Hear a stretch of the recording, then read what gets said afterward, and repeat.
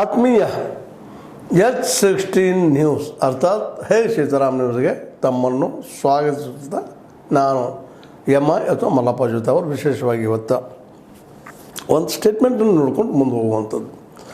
ಲಕ್ಷ್ಮೀಬಾಯಿ ಹೆಬ್ಬಾಳ್ಕರ್ ಅವರು ವಿಶೇಷವಾಗಿ ಬೆಳಗಾವಿ ಜಿಲ್ಲೆಯಲ್ಲಿ ಒಂದು ರೀತಿ ಕ್ರಿಯೇಟಿವ್ ರಾಜಕಾರಣಿ ಅಂತ ನಾವು ಹೇಳಬೇಕಾಗಿದೆ. ಇವತ್ತು ಪ್ರಚಾರ ತೆಗೆದುಕೊಳ್ಳೋದ್ರಲ್ಲಿ ಆಗಿರ್ಬೋದು, ಮುಂದಾಳತ್ತು ವಹಿಸ್ಕೊಂಡು ಮುಂದೆ ಹೋಗೋದ್ರಲ್ಲಿ ಆಗಿರ್ಬೋದು, ಯಾವುದೇ ಗಂಭೀರ ವಿಷಯವನ್ನು ಚರ್ಚೆಗೆ ಎಳೆದುಕೊಳ್ಳೋದಾಗಿರ್ಬೋದು, ಮತ್ತು ಜೊತೆಗೆ ಒಂದು ತಮ್ಮ ಕ್ಷೇತ್ರದ ಮೇಲೆ ಹಿಡಿತ ಸಾಧಿಸುವಲ್ಲಿ ಪ್ರಯತ್ನ ಮಾಡೋದನ್ನು ನೋಡಿದಾಗ ಉಳಿದ ರಾಜಕಾರಣಿಗಳಿಂದಲೂ ಒಂದು ಸ್ವಲ್ಪ ಮುಂದಿದ್ದಾರಪ್ಪ ಇವರು ಅನ್ನುವಂಥ ಮಾತು ಹೇಳಬೇಕಾಗಿದೆ. ಅಂತ ಹೇಳ್ಕೊಳ್ಳುವಂಥ ಉಳಿದ ಯಾವ ರಾಜಕಾರಣಿಗಳ ಒಂದು ಕ್ರಿಯೇಟಿವ್ನೆಸ್ನಷ್ಟು ಕಾಣೋದಿಲ್ಲ. ಕಂಡ್ರೆ ಒಂದು ಹೆಚ್ಚಿಗೆ ಲಕ್ಷ್ಮೀ ಹೆಬ್ಬಾಳ್ಕರ್ ಬಾಯಿ ಅವ್ರದ್ದು, ನಂತರದಲ್ಲೇ ಆ್ಯಸ್ ಯೂಸ್ವಲ್ ನಮ್ಮ ಸತೀಶ್ ಜಾರಕಿಹೊಳಿ ಅವ್ರದ್ದು ಬರ್ತಿರ್ತದೆ. ಈ ಬೆಳಗಾವಿ ರಾಜಕಾರಣದ ನೆಲೆಗಟ್ಟನ್ನು ಇಟ್ಕೊಂಡು ಮತ್ತು ಉತ್ತರ ಕರ್ನಾಟಕದ ರಾಜಕಾರಣ ನೆಲೆಗಟ್ಟು ಇಟ್ಕೊಂಡು ನೋಡಿದಾಗ ಒಂದಿಷ್ಟು ಮೇಲಿನ ಮೇಲೆ, ಅದರಲ್ಲೂ ಬೆಳಗಾವಿ ಜಿಲ್ಲೆಗೆ ಸಂಬಂಧಿಸಿದಂಗೆ ಲಕ್ಷ್ಮೀಬಾಯಿ ಹೆಬ್ಬಾಳ್ಕರ್ ಅವರು ಒಂದಿಷ್ಟು ಭಾಳ ಮುತುವರ್ಜಿ ವಹಿಸಿ ಮುಂದೆ ಹೋಗುವಂಥ ಪ್ರಯತ್ನ ಮಾಡ್ತಾರೆ. ಇದರ ಕಾರಣ ಜಿಲ್ಲೆಯ ಮೇಲೆ ಹಿಡಿದು ಸಾಧಿಸುವಂಥದ್ದು ಏನು ಉದ್ದೇಶ ಇರಬೇಕು, ಇಲ್ಲ ಅಂತಲ್ಲ. ರಾಜಕಾರಣದಲ್ಲಪ್ಪ ಅಂದ್ರೆ ಮಹತ್ವಾಕಾಂಕ್ಷೆ ಬೇಕೇ ಬೇಕು. ಮಹತ್ವಾಕಾಂಕ್ಷೆ ಇಲ್ಲಾಂದ್ರೆ ಮೂರು ಗುಂಪು ಹಾಕ್ಕೊಂಡು ಹೋಗುವಂಥ ಪ್ರಸಂಗ ಬರ್ತದೆ. ಇವತ್ತು ಉದಾಹರಣೆಗೆ ನಾವು ಪಟ್ಟಣವ್ರು ನೋಡ್ಬೋದು. ಪಟ್ಟಣವ್ರು ಪಾಪ ಅವರು ತಮ್ಮ ಕ್ಷೇತ್ರಗಳಿಗೆ ಸೀಮಿತ ಹೋಗ್ಬಿಟ್ರು.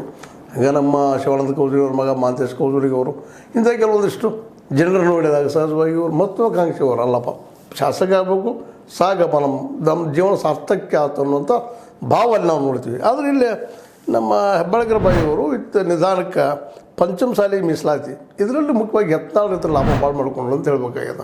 ಅವರು ಸದಾ ಬೆನ್ನ ಹತ್ತೇ ಇರ್ತಾರೆ ಅದಕ್ಕೆ ಯತ್ನಾಳರು. ಅವರ ಸಮಸಮವಾಗಿ ವಿಶೇಷವಾಗಿ ಪಂಚಮಸಾಲಿನೂ ಸ್ವಲ್ಪ ನಮ್ಮ ಕಾಶಪ್ಪನವರು ಮಾಡ್ತಿರ್ತಾರೆ, ವಿಜಯ ಕಾಶಪ್ಪನವರು. ಆದರೂ ಯಾಕೋ ಏನೋ ಕಾಶಪ್ಪನವ್ರದ್ದು ಅಷ್ಟು ಹೊಳಪಿಲ್ಲ. ಯತ್ನಾಳ್ ಹೊಳಪ ಯಾವಾಗಲೂ ಸ್ವಲ್ಪ ಜೋರು ಇರ್ತದೆ. ಆಗೊಮ್ಮೆ ನಮ್ಮ ಲಕ್ಷ್ಮಣ ಸವದಿ ಅವ್ರದ್ದು ನಾವು ಕೇಳ್ತಾ ಇರ್ತೀವಿ. ಏನೂ ಇಲ್ಲ.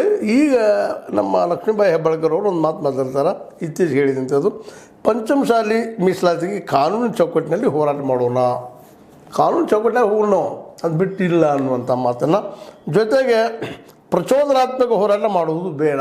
ಇದು ಯಾರ ಕುರಿತಾಗಿ ಹೇಳ್ತಾ ಇದ್ದಾರೂ ನಿಮಗೆ ಗೊತ್ತಾಗ್ತದೆ. ಪ್ರಚೋದನೆ ಮಾಡೋದು ಬೇಕಾಗಿಲ್ಲಪ್ಪ ಇದು ಅನ್ನುವಂಥ ಮಾತು. ಜೊತೆಗೆ ಕಾನೂನಿಗಿಂತ ಯಾರೂ ದೊಡ್ಡವರಲ್ಲ, ಅದನ್ನು ಸಹಿತ ಅಲ್ಲಿ ಸ್ಪಷ್ಟೀಕರಣ ನೀಡ್ತಾ ಇದ್ದಾರೆ.